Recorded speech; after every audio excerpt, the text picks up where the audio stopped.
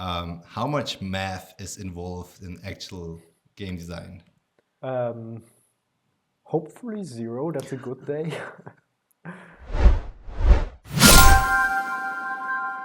Hi, everybody. Hello. This time we are doing things a little bit differently. Arno is not here in my frame. He's on the other side, on the other frame, because we are putting a focus on game design. And as I'm not the game designer, I got my own frame, and the other game designers here, they are in one frame. This is not remote, by the way. We're not in a different place. He's Yes. right Yeah, over he's there. right over there. Actually, just on the other side of the table, but it looks like you're internationally working here. But we have a person that you might probably have never seen before, which is Robin. Hi, Robin. Hi, everyone. So you are also here in this game designer frame because you were hired in the company. You are our newest member to work on the side of Arno in the game design department. Not anymore. Yesterday we signed someone new. Oh yeah, he True. doesn't know, right? So Robin, where do you see yourself in 5 years? No. Well, that's a long time. No. What I want you to know is we will start off and just talk about game design in general. And then there's one common thing between Arno and Robin. They both went to the same university, although years apart. But so we'll look if we find any similarities in their ways. Also and like black hair, glasses, 2 arms, 2 legs. Hey, Quite a both, few yeah, like similarities. video games, right? Yeah. Video games. And later on, we will look at the current design challenge that we have in the Wandering Village, what we are working on with the focus of the game design. And also maybe have just a brief look at the problems that we are facing in the future after we are done with what we had to do in the time frame of like this month. So yeah, I just start off with some questions that I wrote in the perspective of somebody who's not a game developer. Because You are a game You're a game developer. developer, yeah. yeah, but I try to. No, what I'm saying is I try to have questions that a non-game developer would ask. Do you play Call of Duty? The answer is no. Yes, right. Is it FIFA or Call of Duty? Can you make a GTA in Zurich? That was actually a question I got asked. I believe it. Yeah, and then you said yes, but no. Yes, but yeah. What is actually the difference between a game designer and a game developer? So I think in our area, the term designer is not as it's in graphic design. But what is the job of a game designer? One of you, please, would you let me know?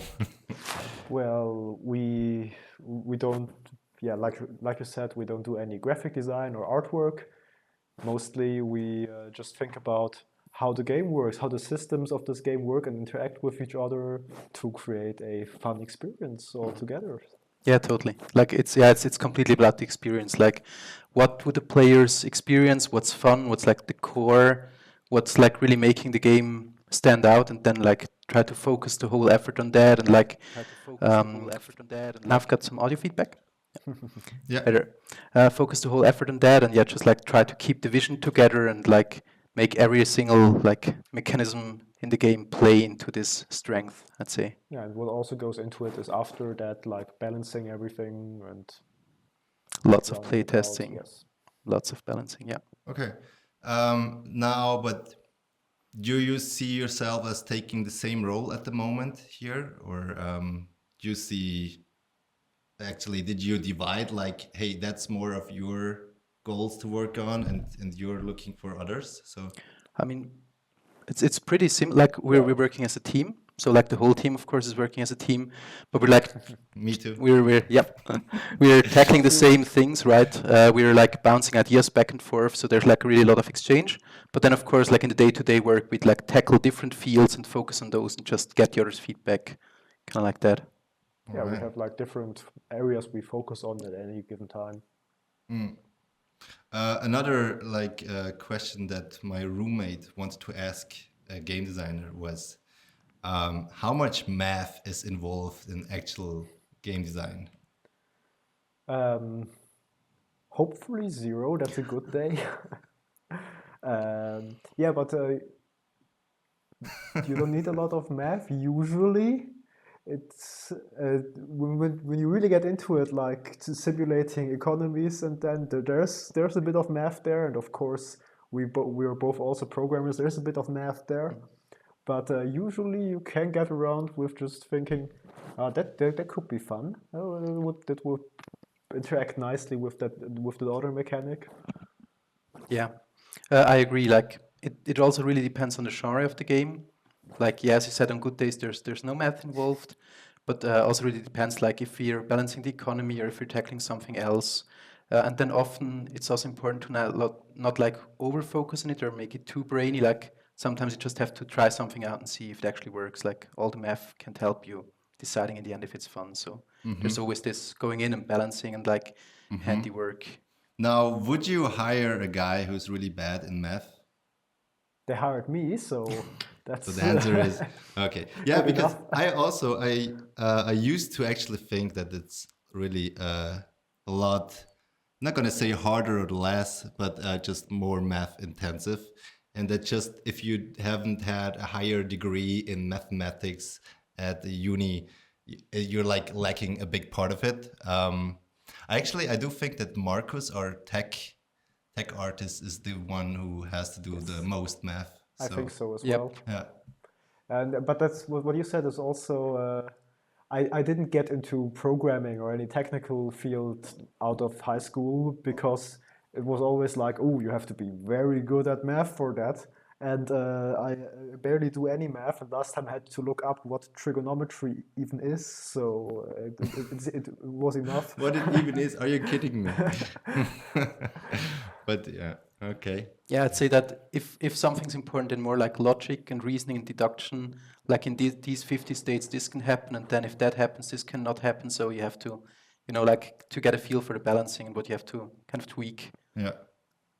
Yeah. By the way, everybody who's now in the Twitch stream, I'll soon also look more at the chat, but currently we'll focus this part more on the internal interview and then come later Show us with the your chat. question. Still, Just so you know. Roger, show us the chat. I will not See it. show the chat because, hey, actually your face is on top of it. So you see, well, yeah, that's also a reason why I want to talk with the people from chat a little bit later. Now to your beginnings. You both studied at the CHDK, the That. ZHDK. Yeah, it's not a C, Z. right? Well, I think in American English it is a Z. Now that I think about it, but I've never heard it pronounced like that. ZHDK. Okay. Weird. Let's go with the original, the ZHDK. Hey, when did you study both? Do you remember? the years? I started in 2015 and graduated in 2018. For me, it was 2011 that I started and 2014 where I graduated. Okay, so 4 years. I 3 thought years. it would be even bigger. 3 years. Yeah. And the fun fact is, I know 4 years apart, but 3 years of studies. yeah. Yes. 4 years apart is right. Hey, by then, how did you came up with the thought about becoming a game dev in general? Because for me, like sorry, I'm asking you a question than answering myself, but for me, it was more a situation of like some skills meets opportunity, and I was at a game dev meetup, and I wanted actually to bring Claudia, our sound designer, up to get him some work as sound designer in the game industry, and they were looking for a 3D guy at the moment. So it was more by coincidence than that I got a job, even though I was actually trying to get a job for a friend of mine. So, but you did more the classic career, I'd say, even though the classic career does not exist in Switzerland. But yeah, what made you start the game design career? Yeah, so for me, it kind of started early. Like I loved playing games since I was like 4.5 or 5 years old, like with my first Game Boy. Started drawing like Mario levels on paper when I was like 5. And it just kind of stuck around. I played around with RPG Maker and like all those tools. And yeah, it just always fascinated me. I played a lot of games and I like Yeah. designed a lot of stuff in my free time. But so from the beginning on, it was clear to you that playing games could, it's not only playing games, but making games. Because I think for me in Switzerland, I have not thought about this being a profession for a long time. I mean, So people called me maybe over optimistic, and maybe I was. Like yeah. even when applying for the course, usually at Zurich School of Arts you have to like choose 2 courses, like a primary and like a fallback. I didn't pick a fallback, so Yeah. yeah, it was kind of clear for me and like an all or nothing thing. So yeah, I'm super glad it worked out. Oh, that's interesting. You didn't want a fallback. So how was it with you? Fallback or no? Well, it was a little bit more of a roundabout way for me. Of course, I've also been playing video games, but I never thought about making video games. I I remember once thinking about Pokemon Emerald and the Game Boy, and I thought, how do you make a video game? Do they have a picture saved in here for every possible combination that you could have in the game? Which is of course nonsense, but yeah, that was my level of understanding in game design. I've always been more like a movie guy. I like storytelling. And after high school, I didn't pick up anything technical because like I said, I wasn't good at math.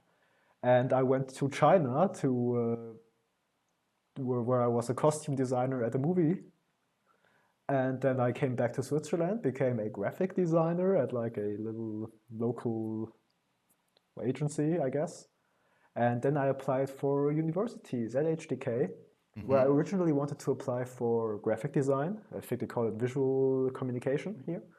And cast, which is like audiovisual media, broadcasting, things like that. So then you would be on the other side here of this table. Yes, but then the very last night before sending my application, I thought, no way I'm going to do visual communication. I don't want to. What else is there? Game design. Why the fuck not? And I got accepted into both, directly into cast, and I was like number 3 on the waiting list in game design. Yeah. And then I got in anyway. I think I was the very last person that somehow slid into this year, and then I was like, okay, let's try it, games, and I guess it worked out. So.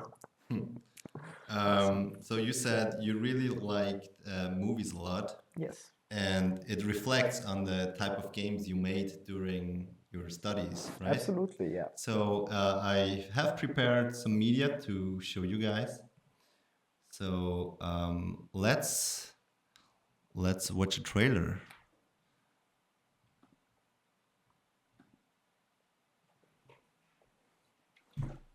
By the way, there is no sound at the beginning, but You later can on. skip like the first. I mean, it's very integral to the story. You can play this game on itch.io. All right, It's I will out. continue a little bit. No one can see my forward. camera. You can play this. It's integral to the story, but it's not very exciting to watch. I guess. Okay, maybe the entirety of it. Let's just show somewhat of it and then talk over it, okay? But yeah, it's not one of these fast cut trailers. No, it's not a trailer at all. Hey, it's so just gameplay. Okay, I see. So I'll just kick out the audio and we talk about your projects, right? So you have made Northbound the game, a free game on itch.io, by the way, who was downloaded how often? Something like 30,000 times, I guess. So actually a pretty big thing, right? I mean, I thought it's a great game, but it's really these very artsy kind of games where there's a lot of mood, and it's really not fast paced, and it's super interesting. It reflects over many games that you made when you were not working maybe for. it makes sense to show like my earlier games first. Oh, let's like go. Especially the terms and conditions one, the first one. Hey, I must apologize. I didn't find it. You didn't. There find is it. another terms of and You condition. could have asked me. Yeah, I would yeah. have I shown had a lot to you. do today, so yeah. But we can talk about it. What was your first game you ever made? The first game I ever made was not actually Terms and Conditions. That was Man Spider. It's about a spider that gets bitten by a radioactive man. Very creative, I know. And then he has to like save journalists who are imprisoned in a skyscraper by evil capitalist Bentley in his flying Bentley. And but Bentley's goons are trying to take photographs of Man Spider, and because he's just so ugly, he gets extremely depressed once too many photos have been taken, and becomes an alcoholic, and that's game over. Oh, that's depressing. Very moody. I like it. Yeah, and then, well, during the CHDK, how many games do you make in the end, actually? No idea. Quite a few. I mean, there are a lot of teamwork. Yeah, there are lots of shorter Yeah. games also. It really depends what you define as a game. Like, it's a one-day experiment game, you know. Yeah. But well, yeah, quite a lot of stuff. Like you're basically constantly making things while learning. So it's Do you like a want to very show the small frames? Just excuse me, what? do you want to show us in the small frames? Because it's weird that people don't Oh, see yeah, it. sure. Let's go. Let's go. It's the big frames. Okay, let's show the small frames. Sorry. I need some shortcuts or like this Stream Deck or something. Sorry, I interrupted you. Very No worries. rudely. Hey, now it There looks we go. like we are doing the dialogue. Yeah, it's perfect. Such a perfect fit. Yeah, so you're basically like constantly making stuff during the whole study time in teams, alone, and like experimental things, bigger things. So there's a lot being made. Maybe like 5 to 8 bigger things, and then just like a lot of small experiments and stuff. Yeah, I would have Here- said something like 6, 7 bigger games. Here we have something super experimental. That was before Northbound. Even Northbound was my bachelor's thesis, and that was in the 6th semester, and that was my 5th semester game. It's called Reactance, and it is inspired by our yearly Halloween university tradition of racing down the ramp of the school with our office chairs. And it's a chair-based racing game which you control with this chair that I built. You can see there's a custom base. I slaughtered a ZHDK standard issue chair, and I put it into this base. And yeah, you control the entire game by leaning backwards and forwards. There's also an input for rotating. Yeah? Yeah. but So that's now I have just rarely one ever gets question. Can you play Doom with it? used. Probably. Actually, I can you somehow put it in as a controller? Yeah, it is a controller, but Right. you have the mapping is probably specific for this game. But if Okay. you have a different kind of controller, So mapping with could I use it third-party instead software, of a Stream Deck? So camera switch and I just bounce with my chair. Yeah, I think that would probably work. That's funny. But it's destroyed now because it was way too big and way too heavy, and no one at the school wanted I to keep see. it. Yeah, I was going to ask, when can we install it in the office? Yeah. Actually, I think Chris, who is in the Game Hub, personally destroyed it. Oh. Little snake. Let's do a purge and get him. Now, Robin, what were games you made during the CHDK? Now we have Arno, where I think he's very experimental and like a bit artsy. How was your approach on games? I mean, I'm a puzzle head, I'd say. So everything that's like tactical, puzzly, that you have to solve in some way is like my gig. Yeah. So I'm not sure if you're gonna show like which trailer you're gonna show first. So maybe Hey, you can talk about that. if you start to talk, I'll see Yeah. what I can show. Cool. So maybe Stackstones is a good one to start. I think we'll only have some still images on that, but I can explain a bit. Let me, even though I said I had something, Uh-huh. can I just show another one? Sure. All of them are good. What I have here is Scientific Mischief. That sounds good. Okay. And it's also not a puzzle game, so it's also like a nice alternative to show I'm not only doing puzzles. So it's Yeah. just a picture on this one Just here. a picture, yeah. Yeah, so basically there was a project I did with Markus from the Stray Fun team. We studied together, Yeah. also with Philomena, so we were all in the same year. And that one is like a multiplayer local action platformer fighter, if you want to call it that. So the idea there was that like everyone's playing a robot and you have to kill each other. And you do that by collecting ammo which lies around, and like each type of ammo is unique. So you can see some like loose stones lying around. So you pick them up and you get them like in a snail behind you, like in a snake pattern, so to say. They get like queued up and follow you. And then the stones you can just fling around and they kind of bounce off the surfaces. You have like laser beams which you can also like angle and shoot diagonally. You have like a teleporter thing which you can use to telefrag people, but also just to get around. Can you reflect on the walls? You can with some projectiles, yeah. Oh, great. Yeah, so it's like a frantic little platformer where you kind of have to like scan your environment, pick up the right type of ammo, and then queue it up correctly. Yeah.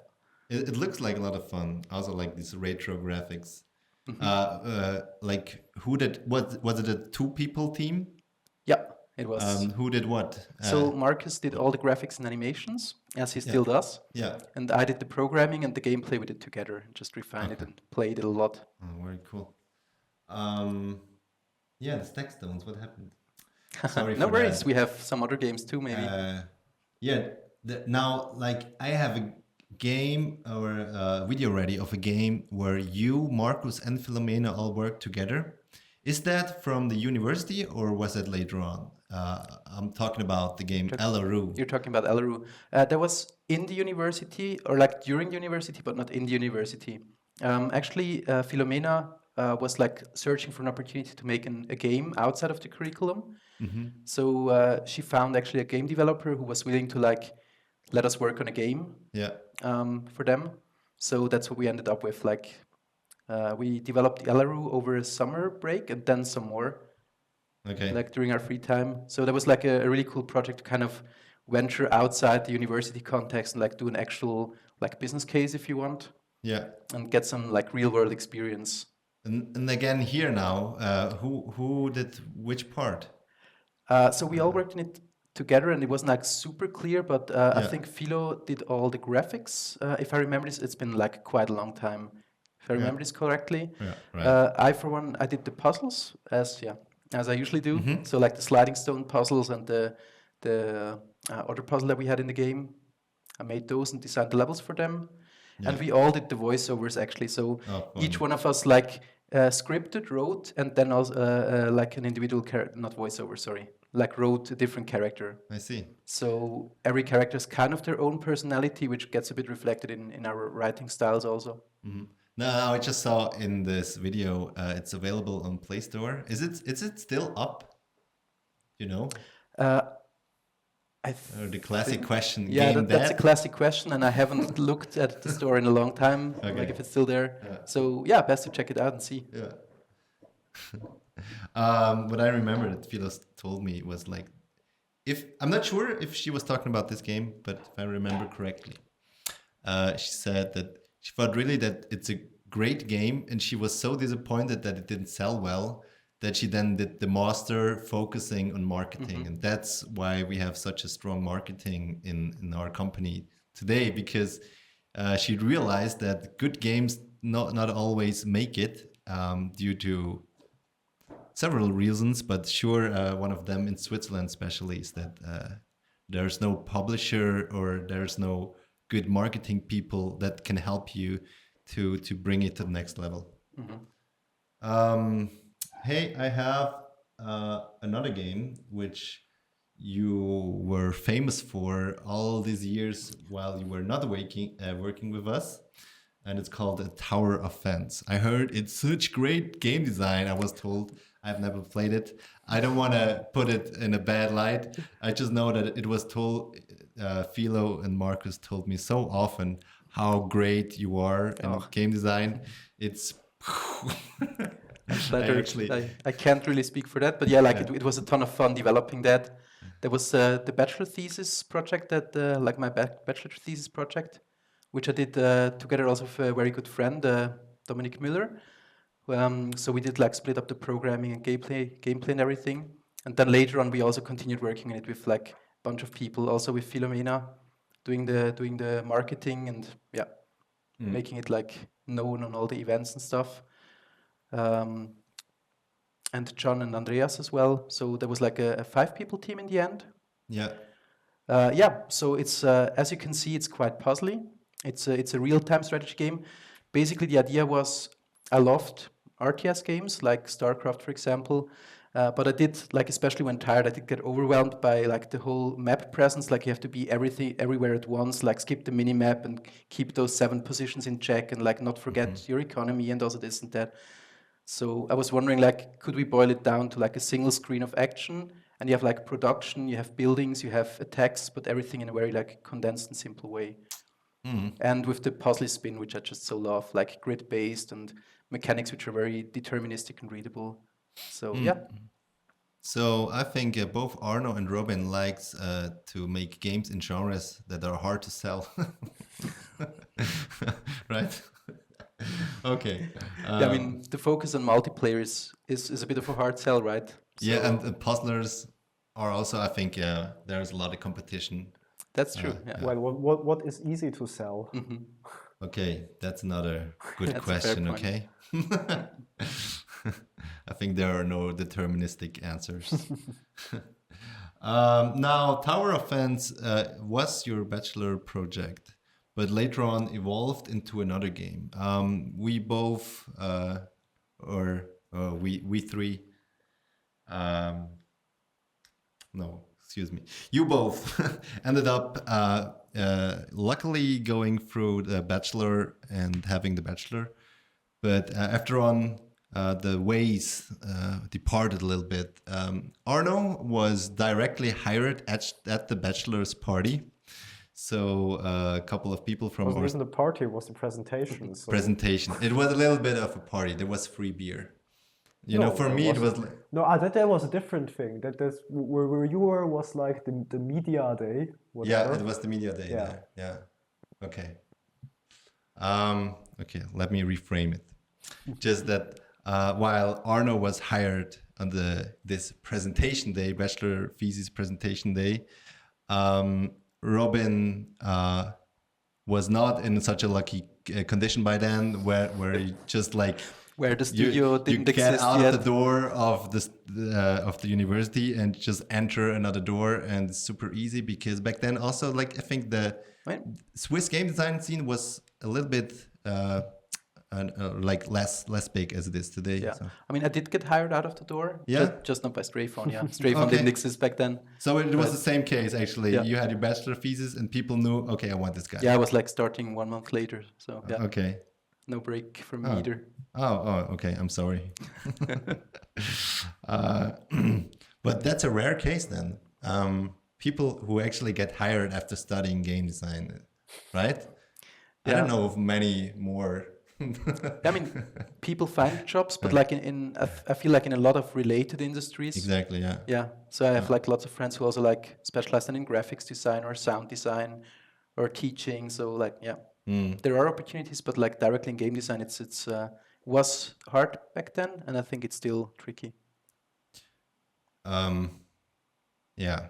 So what I wanted to try is actually make, how to say, go from the CHDK to a project that evolved out of tower defense, and this is Voltron, a pretty big title actually for those who don't know Voltron.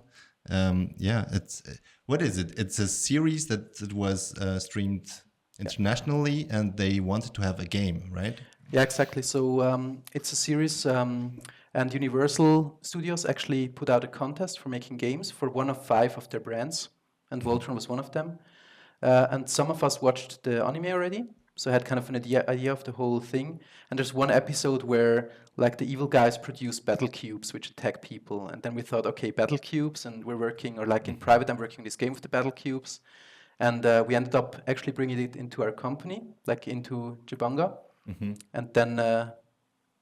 And then continued developing it into like this franchise and made adaptations to make it really like fit the whole theme and universe.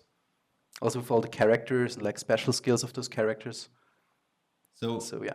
even though it says it's coming to early access in the trailer, this is just an older trailer. The game is out, right? It was out, and then sadly, like I think like half a year ago now, it got pulled from the stores because of the IP expired for the game. Oh, I see. Yeah. Okay, it was a temporary IP. Interesting. Yes. That's probably when you work in such Yeah, that's how licensing works. Yes, sadly. Yes. licensing is a tricky market. No, actually, you know way more of things like this than we do. Because, yeah, like for example, Arno, he went from uni to Strayfon Studios, and since then he's making his own games, or let's just say his own games together with the Strayfon Studio team. While you, Robin, went to a company called Chibanga, who does like B2B games. B2B, for those who don't know, it's like if you actually you have a service of making games where you make games for other companies, be it for branding, marketing. I should let the pro speak here. How was your experience in working in this area? Yeah, so like similar in a lot of ways, and I might have to add, like we didn't do only B2B games, it was our focus, but then as you see with Voltron, we also tried like our own things, sometimes in collaboration with other brands, but we did do some like own productions as well. Yeah, but yeah, the B2B market, I mean, basically you're trying the same thing, right? You want to make a game which appeals to players, because if players have fun, then they play it and they have like positive brand association. But then of course, like there's some differences. Like we did a lot of event games, which basically means you work on a game for like 1 to 4 months, and then you bring it out for an event which lasts maybe like 4 to 6 hours. Yeah. Which is really cool on one hand, because like you've get like for one we made Urban Hunt, we had like thousands of players running around in Zurich, and we were like sitting up there in our like commando central and like looked down at people running around playing the game actually. So that was a really fun experience. But then of course like it's over after one night, and yeah, you basically worked on a product for multiple months for one evening of payoff. Which is What I imagine is just that first it's a tight schedule because they always come late. It is. Right? And then it's like while we can have an early access and an open beta and a Kickstarter demo or whatsoever, if you work for a client, it's like maybe you can do a small test. I don't know how long, you have to tell me, but it's really like fingers crossed, because you cannot test every case when the game is out, because it was not meant to be played before for a lot of people. True. So I think on one hand, like it puts a bit of like a safety net around you, because of course like it's paid client work, so you get kind of the money up front. But then of course like if the game really takes off, you also don't take the profits. That's one hand on it. And then of course like the client often has certain wishes, like messages that you get across, things that need to be completed. So you have to kind of build around that.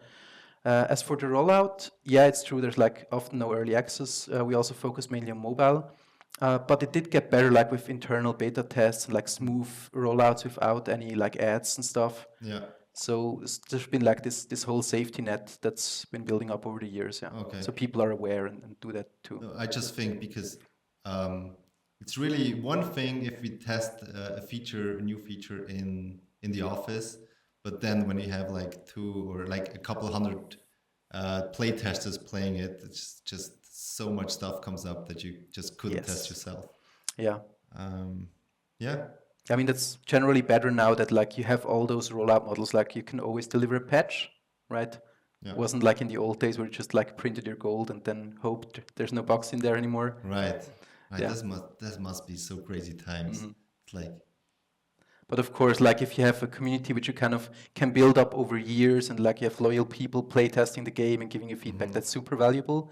And with like, I'd say like one-off projects for different brands, you don't kind of build up that kind of community. So that's like a pool of people of very valuable feedback that you then don't have.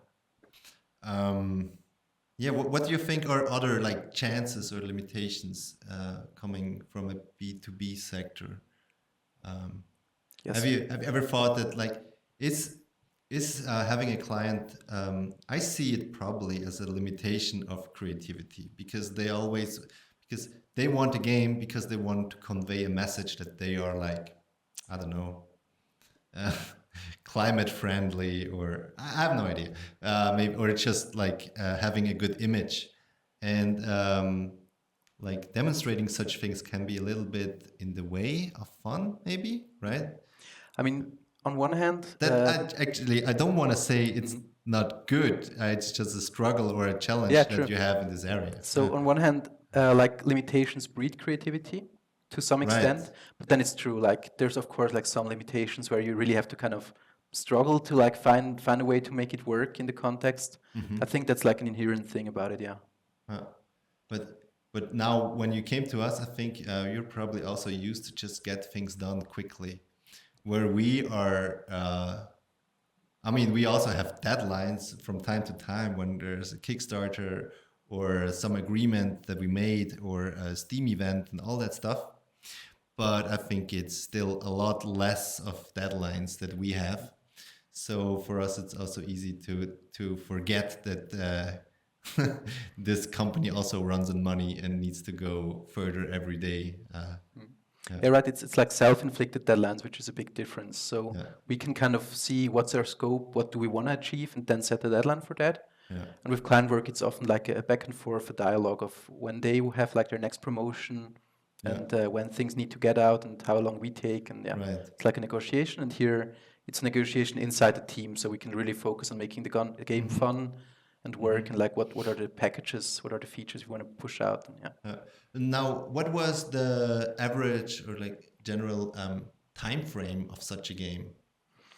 So typically for me was like the really short end of the spectrum was maybe like around 2 months, and the longest games to develop took maybe a bit more than a year. But those were like Voltron or... Yeah, Voltron was like on the long end, so Well, towards but a year. here I see it as a really also like a game which is 99 or 95% about fun, I guess. Yeah, exactly. Yeah, actually, fun anecdote is that like the game was designed as a local multiplayer game, and back at my bachelor's work, I had no idea of how online works. Yeah. And then we decided that the biggest selling point would be to make it online multiplayer. Yeah. So we have to kind of retrofit online multiplayer into the whole thing, and had to do that. I think we managed to do it in like 2.5 months or something. So it's not perfect, but we were like quite proud of that achievement actually. Great. Yeah.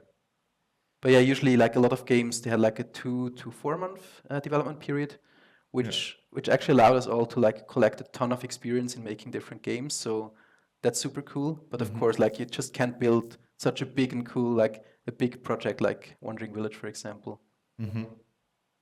Now back to you, Arno.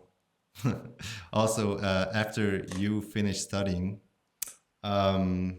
well, it's not like you stopped making games. You were working with us on such great titles as Nimbatus, the Space Drone Constructor.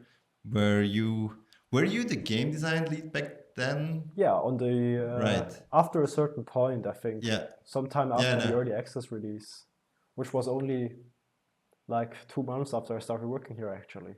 Yeah, that was a thing because this is original a game by our studio co-founder Micha, where he worked on it for really a lot of time, just Years.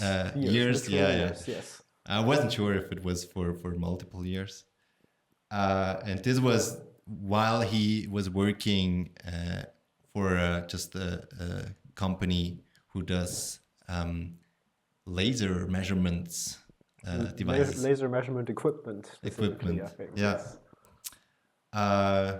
And then it was a long process that somebody who worked on a game alone could actually say, hey, I believe that the team will make the best product and hand over like the game design lead.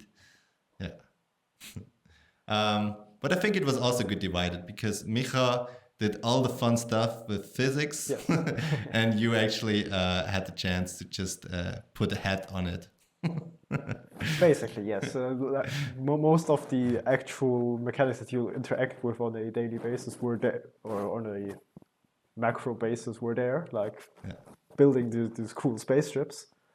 And I had to put like everything into a little bit of a context to make it a little bit easier to understand, because it can be overwhelming if you have all this freedom to build cool spaceships. It's actually a good example to show how a game developer is not necessarily a game designer. When you can design a good game without being a designer, probably. But I mean, Micha's approach is really just following the fun when it comes to building and physics, and he didn't care that much about the arc that the whole game has. So there was a good fundamental to then actually make it into a product. Yeah. You also worked on the big hit seller Niche, but Breed and Evolve. Yes, that is the, for those of you who do not know, that is the mobile spin-off of Niche, a genetic survival game, to go with the full title here as well. And yeah, it was designed by Larissa, who you may know from our TikTok account mostly. She manages most of our social media. I don't know if all. And yeah, I do some YouTube now. yes. And I came onto that project as the designer of this mini game, of the sliding mini game that you may have seen just a second ago. And then I stayed there for like until release for like porting and programming, because the original programmer Lele was only doing a, what do you call it, a practicum? Internship. Thank you. Was only doing an internship, and then he left, and then I was programming it together with Denise, who was also doing an internship at that time. Yeah, for us it was really. I mean, we all are still looking for a niche too. It's not like that, but it was also a test for us to see. Hey, experiment absolutely to see how we can perform on mobile. Yeah. Not what only the market is like. Not only just to actually check out the market. I mean, that's sure one of the main reasons, but also to not be so glued together to Steam, because that's always a thing when a company is relying on like such a big platform as Steam, and because if Steam wouldn't, back then at least, if Steam would from one day to the other change any laws or any how to say, terms and conditions Policies, that don't fit us, we would just lose 90% of our revenue stream. So I think it's called diversifying risks. Yeah. And now I think today we are already a bit more diversified, which is pretty good. But still putting in hard on premium computer games, which I think is great. Yeah, we also have another project who was a successor of your Northbound game. Yes. Can you show Northbound again before showing this one? Because I haven't talked a lot about Northbound. Let's go. And can you jump into the bus? Exactly. Yeah, Northbound was this very narrative-driven walking simulator with barely any walking, because you're confined to the bus for most of the game. And many people told us it was very cinematic.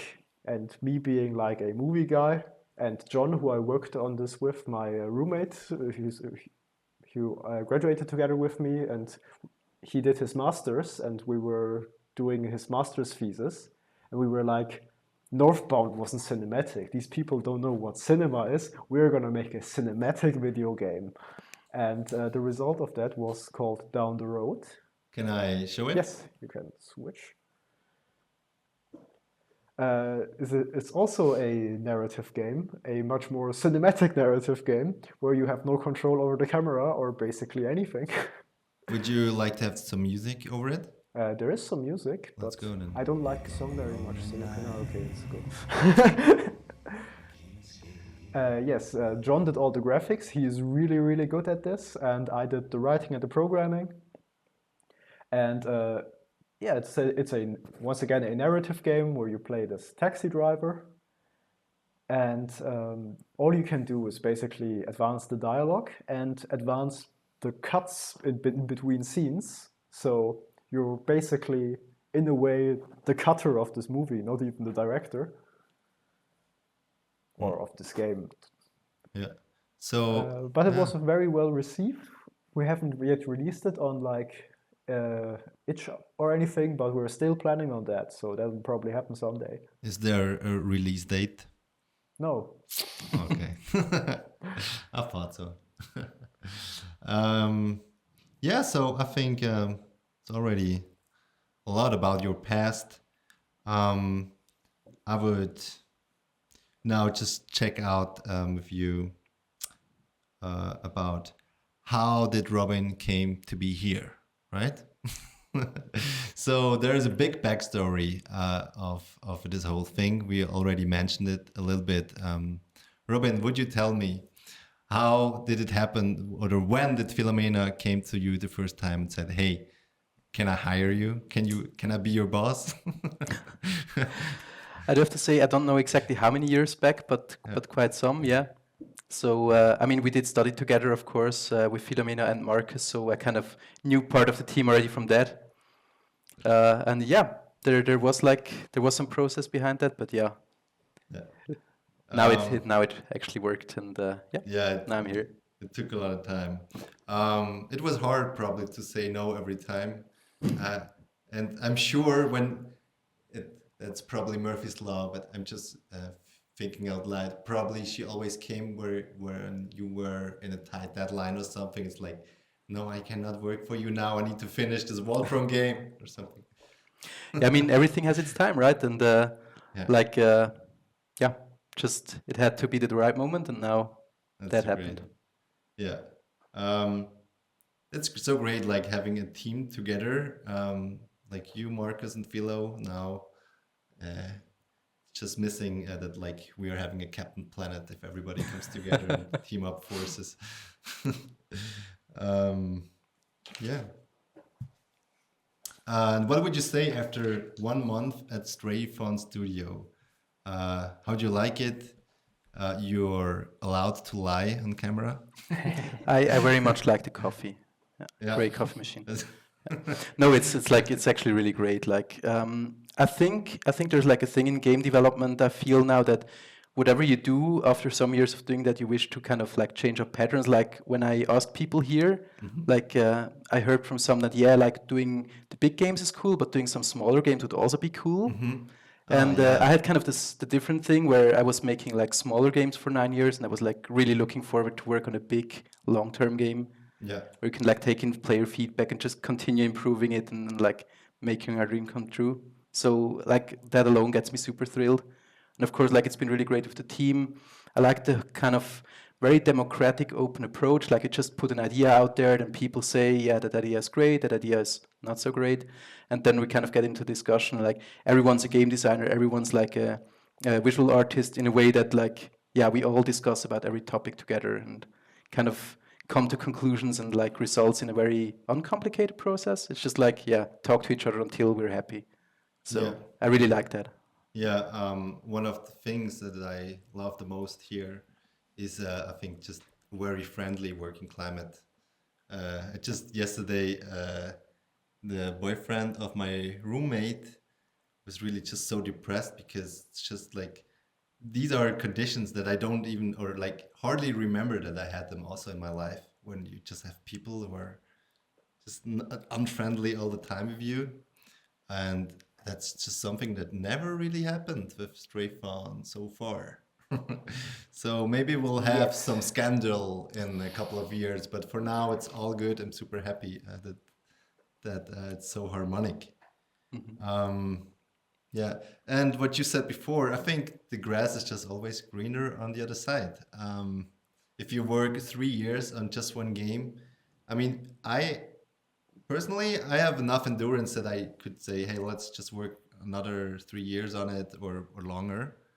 But I do understand. Like when we had the game jam end of last year, it was for me. It was I just felt it how energy came from nowhere. Same. I haven't felt this alive in yeah, but yeah, like you put it earlier, Yeah. it's the you just need the change of scenery every once in a while. Yeah, that's true. Yeah, and I also think like the game jams and those opportunities to kind of try out like our own little crazy ideas and see what sticks, that really helps us. Like it's super motivating, and it also helps the studio. Like if we kind of strike gold with that, if we like get a super cool idea, then like everyone profits. So yeah, I think that's a great thing. Good. Should we actually switch to the Wandering Village? Sure. By the way, I'm having a little problem here. I don't know. Oh, no, I'm not having a problem. But I didn't see the chat so far.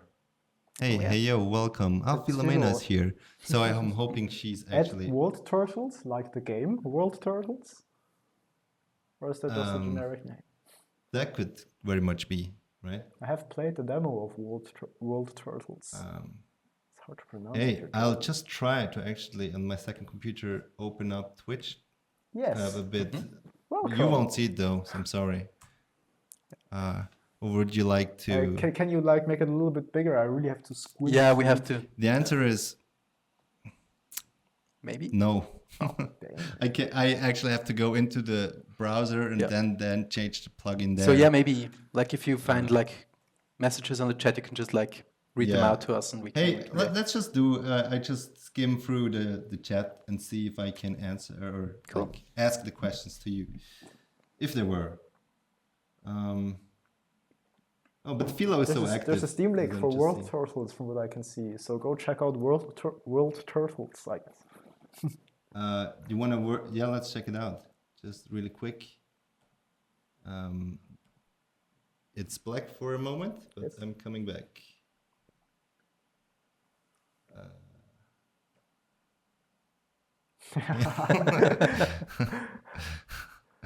So now I actually have to use the small frame to see something. Yeah, that's Word Turtles. It's hey, who knows the most about it to pitch it? I have played it, but it's been a while. I've never I think played it it. was I haven't like played a it yet. Steam Fest 2 years ago or something like that. So is the game out? Do you know I that? don't know. You don't you know? are on the Steam page, man. No, I'm on full screen. I'm seeing what you see.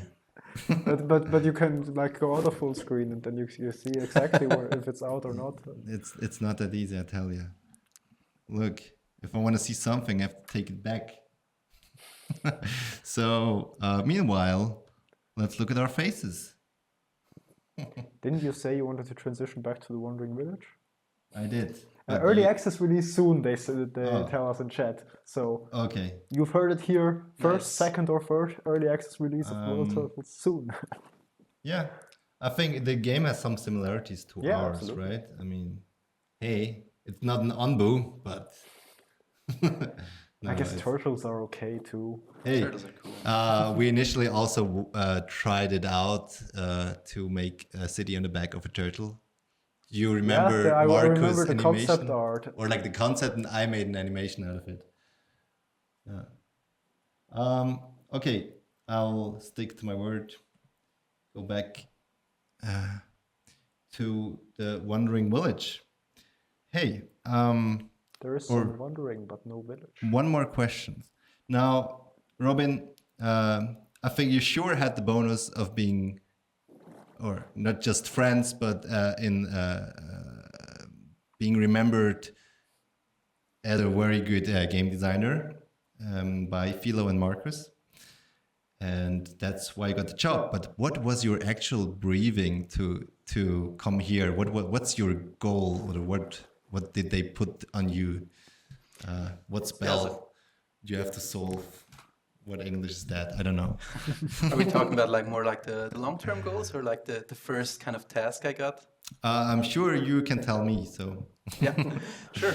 So yeah, like in principle, I'm working here as a game designer. So together with Arno, our goal is to make the game fun, to keep it focused on what makes it fun now and like deepen that aspect, and to also like, of course, do all the things around it, add more cool content, replayability, like make things that make the game enjoyable for like a broader audience. Yeah. We started with like just me playing the game. I also played it a lot before and played other city builders like as comparison. We had some kickoff meeting. I know which one specifically. I won't mention it. Yeah, so we went in with like a meeting where after playing the game, I just kind of shared my thoughts and then took in all the thoughts of the team, and we kind of mixed it all up and saw like where's like the common denominator, are we on the same page? And I think we very much are, which is great. But also like everyone had some interesting different ideas. And what kind of crystallized out in the beginning was that we all wanted the game to be fun for longer, like to not kind of fall off or become too easy after a while, you know, like once you reach the kind of end game if you want. Yeah. And also to increase replayability. So if you start multiple rounds, to kind of keep it fresh. So I kind of took over that part and said, okay, I'll just like see how I can make that happen. And I'd say my last like 30 days. Now, Yep. now let me ask. You said one thing was replayability, and the other one was to play it longer. You mean for one run, I guess. Yeah. Yeah, exactly. Okay. So because I think there's a lot of info in these two things. So There is, what are the things that we are doing to now have replayability? Because we have, I mean, that's just a fact. It's an early access game. The content that we have in the game is limited. I think after, I don't know, it depends on where you come from, but after like 6 to 11 hours, you have seen most of it. And yeah, that's why I think it's a very good task that you receive to actually check replayability and make one run longer. So what are we doing for the replayability right now? Yeah, so for the multi-session replayability, like having interesting new runs, what we're doing on that front is, we'll call it hostility modifiers. Oh, I have a picture for that. Oh, what a coincidence. Oh, unfortunately not an animation. Sorry. Oh, yeah. It will do. Yeah. So basically, the brainstorming went like, how can we make runs different, but also more challenging, right? And we could just pump up the overall difficulty. We've seen a lot of cool systems like around that kind of prestige level, where once you beat the game, you can enter a higher prestige and have like more adverse effects, like dragging you down and you still have to survive. And I just thought like, what doesn't appeal to me on those is like the linear way they're handled. Like you just get that effect, and then this effect, which like super goes against your preferred playstyle, so you just lose motivation. So the idea there was to give those like modifiers, but in a non-linear way. So you just get like a bag of cool options, like one modifier which removes all berry bushes in the beginning, one modifier which shaves almost all trees off Onbu, so you have to really like micromanage your wood. Or great. one which makes Onbu super susceptible to poison, or wake up with a huge appetite after waking up every time. So you kind of mix and match those to try to get like as much of a challenge level as possible. You also get points for that, so the more of those you pick, the higher like difficulty score. And then you just go at it and try to beat it. And if you beat it, you can try with one more. Yeah. Hey, I think I'm so far behind with the development. I had no time to actually try it out once. I so far, hope to do it soon. Not a single person in team has beaten the game with all modifiers enabled so far. Okay. So yeah, we're still checking out if it's possible on veteran. I should try as well. Yeah. I challenge you. Yeah. When you say beaten, yeah, I know. Yeah, what you mean by beaten, like yeah. Reach a certain point level. Like I think my record so far was day 28 or 29, before Onbu died like a horrible poison death. After I barely managed to keep it alive through like starvation, and after like I think 14 of my villagers died. Was it on veteran? Yes. Okay. Yeah. We're thinking about also making those modifiers available to the other difficulty levels, like normal, like adept, maybe even novice, just so you can play around with that, even if you don't feel confident jumping into veteran. But yeah, like everything about that is of course like still work in progress. So we're tweaking, testing, deciding on a daily basis. Yeah. I need a disclaimer that I couldn't put in. It's just like work in progress, no promises here. Now to make one, I mean, I think it's fun. Like for most people that will beat the game as it is in its state, they now have actually somewhat of a motivation to do it twice or even 10 times, which I think I haven't tested it out, as I said, but I think it's a great idea. What else are we working on right now? Well, of course, still the water biome, but what we've recently implemented was building upgrades, the first few building of those. upgrades. Ooh, what a coincidence, Roger, you're so well prepared. I'm not always prepared, but when then I surprise you. Yeah, we now have a few buildings that have building upgrades. Currently, it's 2 for each building. It might get more complicated in the future.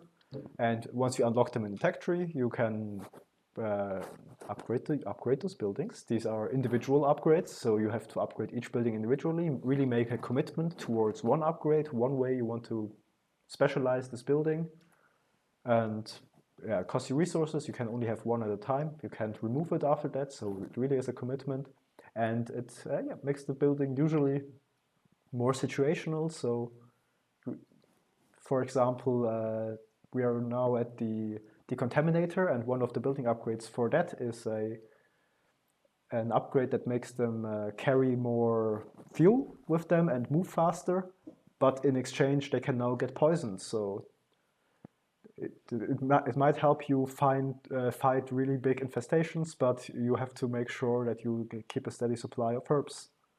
Or another one is the village doctor is a particularly funny one. If you do not have that steady supply of herbs, you can combine those with the decontaminator. That would be very funny. And the doctors can now heal people without any herbs, but there is a 20% chance currently, subject to change, that the patient will die instantly due to terrible medical malpractice.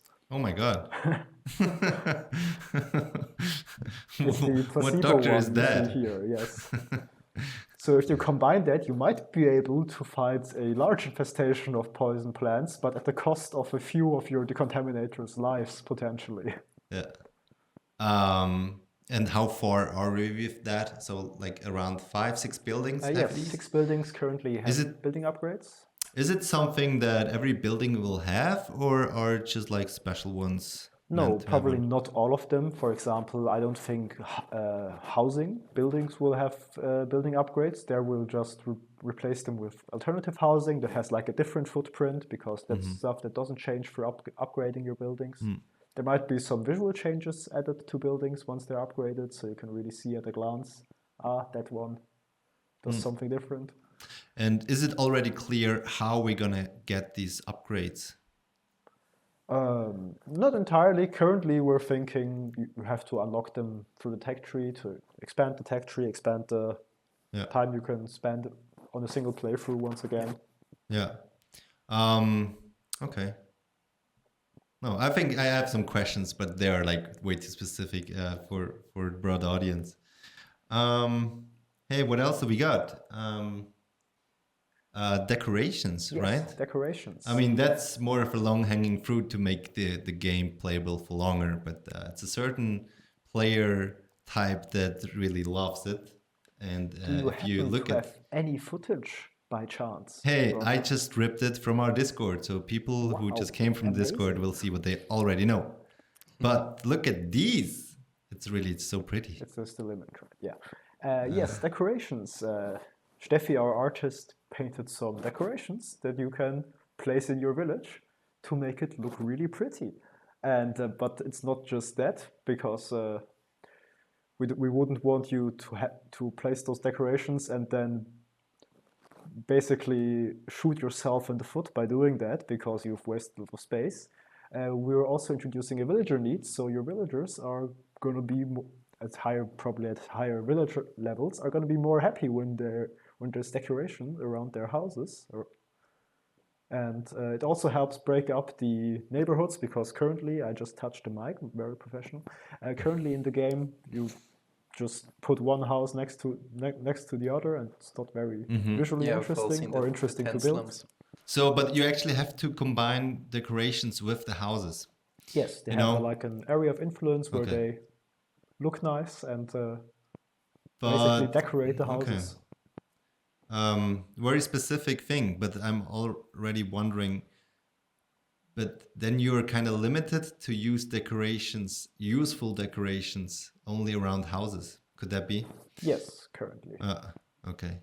I think there are games where it actually counts as the people get happier when they pass a decoration or something like this.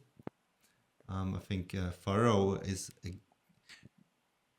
No, I'm not sure. Actually, it's the same there in Faro. I think also that you actually decorate the streets and gardens, and Yeah, then I've the houses seen- get better. I've seen implementations of like you want as much of the street area affected by decorations as possible, like usually with street lamps or something like that. Evil Genius. And Thanks, it was absolutely a consideration. It maybe still is, but we'll have to look into that more. Yeah, I All think right. like one reason is also like micromanagement, which you want to Yes. avoid. So once you have to like really like tune your roads that they don't take like a shortcut through the grass and stuff, it becomes quite hard to optimize. Yeah, that's the thing. You don't really have control about which paths they take. It's all dictated by the pathfinding system. Of course, you can just put roads everywhere and then hope they'll take one of them that you've decorated, but or just decorate all of them. But it gets pretty hard to control for players, so we opted currently not to do that. Excuse me here. Yeah. It's also like about communication to the player, right? So if we can just click on a building or a decoration and we can see in the UI, oh, it's got that much decoration value, it's much easier than like to track people or like, yeah, do a very dynamic thing. Hey, now less on the game design side, but just to show the people the new features. Well, yeah, you also talked about the water biome, right? Markus is really still working hard on the water shader, and that it really looks nice. So for those who have seen pictures before, we now have a curvy coastline. Attention, people! It's not just flat, as if some imperialists in Africa drew a border. No, it's actually a natural-looking coastline, which is a great thing. Just some images here also from those who came from Discord. They already know about it, but it's getting prettier and prettier every day. How playable is the water biome right now? Like just like for developers, not for the public.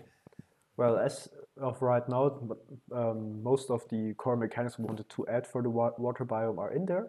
Yeah. So Ombu gets pretty tired when he has to swim, and he can't, of course, can't sleep in the water and has to persist until you reach an island or just solid ground again. And there's now a fishery that catches fish from the sea. You also collect water from the sea, and then you have to evaporate it in a special building. And we've also already added like the placeholders for the locations and the decisions that you can encounter while scavenging. So a lot of that is already in there. But it's all like in a test phase, I guess. There's Sure. no balancing at all. For testing purposes, the water biome can appear very early, which probably won't be like that because it is kind of hard with the increased energy consumption. And all of the buildings are unlocked from the start, which won't be like that. Yeah, I see. So there's no balancing in it at all. Robin, did you came around actually testing it? Because there were like around 5 stand-ups where you said, hey, if I find the time, I'll actually play the game and test the water biome. And Yeah. every day you came back and just said the same thing again. If I have the chance, I'll do it. Absolutely. Yeah, like at first, I wasn't aware that the water biome didn't even appear in lower difficulty levels. Yeah. So I had to fire up a veteran save file. And then I just got really unlucky for a stretch. But then with the power of developer tools and everything, I managed to get it to appear. Oh, I okay. played it, yeah.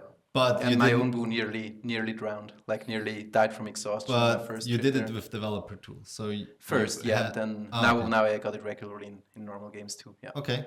How did you like it? I liked it. I liked it a lot. Like I think it's really interesting that we use like the way we use exhaustion from tiredness, Yeah. because it kind of like is introduced as this mechanic which can hinder you. Like Onbu can sleep in the worst possible moment. That's all fine, but it's not really like a vital danger most of the time. And suddenly that changes in the water. And that puts like a really interesting spin on it. So you have to very purposefully rest before the water biome or just try to make it through. And if things happen, you kind of, it's always on the back of your mind. And I love like how those different things combine to kind of create new situations. Oh, great. I'm great. Both game designers approve so far. So I have yet to play it. But actually, I think we talked about a lot of things already. What's still open is the future. What will work there? Do you have any thoughts? What are things you want to tackle on when you're done with the current thing? So let's say we have difficulty modifiers, Yeah. we have building upgrades, and even the water biome is done, and it's like 2027, and we are there. No, just kidding. That's maybe a bit too far, right? No. We're working on it. It's not gonna take that long. So one thing that interests me personally, when we've had a few discussions internally, is like the villager productivity. It's like a cool mechanic, right? You can make them happy and they're more productive. But we feel it could be like more impactful if it's not like 102% productivity and then 103, but more like reach a threshold and they like explode in productivity. They get like a huge 50%, 100% bonus. And why not also make them maybe, and we haven't really decided on it yet, make them disappear if the productivity is too low. Like if they're super unhappy, if you build their houses near a trash dump, and then it's also like the like the sun doesn't appear for days, and it's like, yeah, if a lot of bad things happen, playing around with like letting villagers leave as like an alternative to poison or death. Yeah, I think that's a great thing. Yeah. We could really play around with that also, like with rebalancing difficulty levels, right? We can make them super robust and take in a lot of like punishment on easy, and then on hard or when reaching higher village levels too, we can make them super picky and like What was the reason that we haven't had done it so far? Were you worried about things, or was it just not yet a priority? I mean, nobody knows. I guess no one complained enough. Yeah, I think All like right. a lot of game design isn't about like what are the problems, but like looking at what could improve the game. Like you always have a running thing that's fun, and then it's about how to make it more fun. And of course, like there's some like glaring issues sometimes, but most often it's just like where could we kind of hook in and make it even cooler. Yeah, I think that's a fair point. It was fun enough. It didn't stick out as anything bad, but we see there's a lot of potential there to improve. So. Again, it's just like about playing a lot of other games and like taking inspiration from everywhere and like seeing what works, what doesn't, and applying that. I think actually it's a very positive point that you came mid in development, because sometimes you just get so used of certain mechanics that you don't even you stop thinking about how to make what's good better, and you focus more on new stuff. And you came with a fresh head, playing other games, so maybe you just have another perspective on the whole thing, I guess. Yeah, I think that's like a super valuable thing. Like also when I see on like my friends buying the game, for example, and playing it for the first time and streaming it. So like that's super valuable. Like just seeing someone play it for the first time, like complaining about things which I got so accustomed to already. Like even I'm just working it for 1 month now, but it happens so quickly that you get accustomed to things, and seeing different perspectives is... I also remember when you had your list of things that you think you could improve. There were a lot of things that we were just looking at each other and saying, we know, we just couldn't do it, or whatever the reason was. I'm still voting to have a better looking grass on the back of the giant, by the way. Yes. Now it's on stream. People, it's been so long. Ping us and tell us to make the floor better. Make the grass greener on Umbu's top side.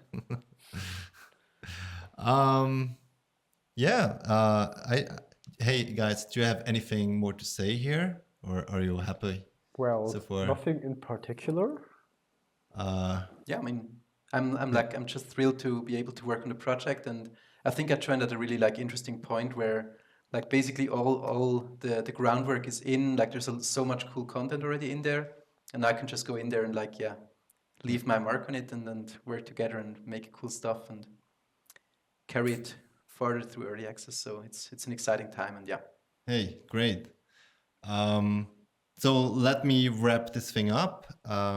It was a long day. No Twitch chat questions at all. No Twitch. Hey, Philomena, I think she did such a good job. I would just repeat myself, because Philo is super active here with her emojis and reactions, and she's super into it. So I think... What if Twitch chat wants to ask us? Hey, our boss is watching over us. It's all good. I'm very sorry for that. This was not so immersive when it comes to Twitch integration, but next time I'll make sure that we'll be more of you. And so thank you everybody for participating and stretching the day a little bit more, putting 1 or 2 hours more to the day. Until next month with a new topic. Thank you very much. Maybe next time we'll actually play some video games. Oh yeah, let's do that. That sounds fun.